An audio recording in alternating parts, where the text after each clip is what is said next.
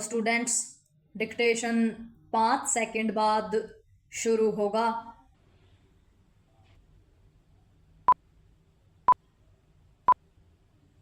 Start.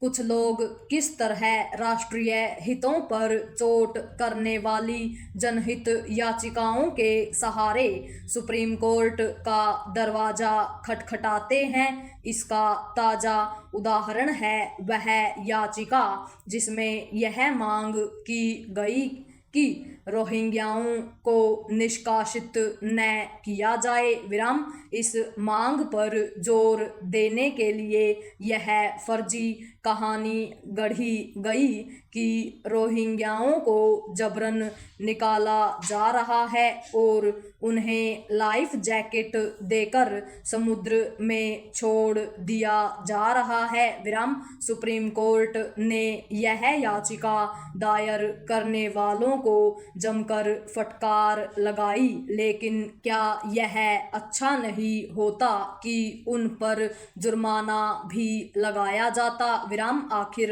ऐसी शरारतपूर्ण याचिका सुनी ही क्यों गई? Question mark.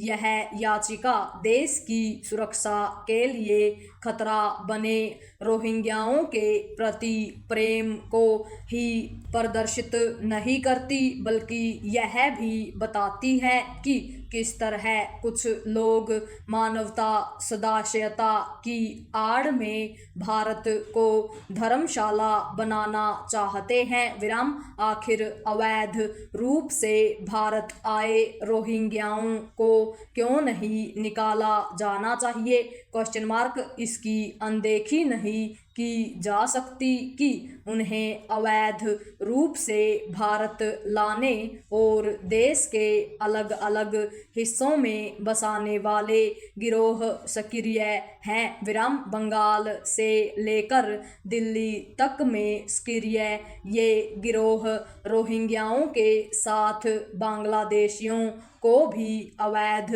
तरीके से देश में घुसाते हैं और फिर उन्हें असली नकली भारतीय पहचान पत्रों से लैस करने लगते हैं। विराम। आखिर यह राष्ट्रीय सुरक्षा से किया जाने वाला खुला खिलवाड़ नहीं तो और क्या है? Question mark. पैरा।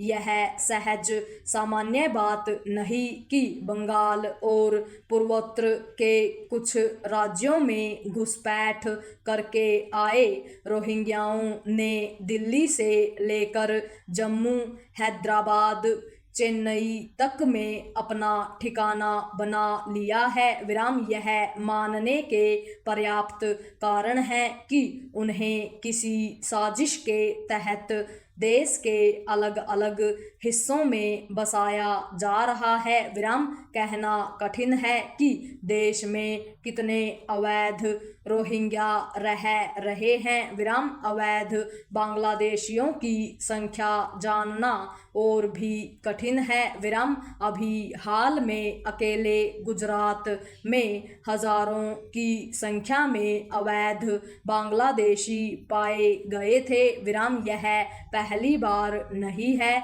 जब रोहिंग्याओं को देश में आने देने, रहने देने और उन्हें भारतीय नागरिकों की तरह सुविधाएं देने की वकालत की गई हो। विराम। इसके पहले भी इस तरह की कोशिश होती रही है। विराम। कुछ ही दिनों पहले कालिन गोंजाल्विस और प्रशांत भूषण ने एक याचिका में कुछ ऐसी ही मांग की थी, जिस पर सुप्रीम कोर्ट को यह कहना पड़ा था कि गैर भारतीयों के साथ विदेशी अधिनियम के अनुसार व्यवहार किया जाएगा, भले ही उन्हें शरणार्थी का दर्जा मिला हो। विराम। भारत ने सदियों से दुनिया भर के सताए गए लोगों को शरण दी है, लेकिन आज की परिस्थितियां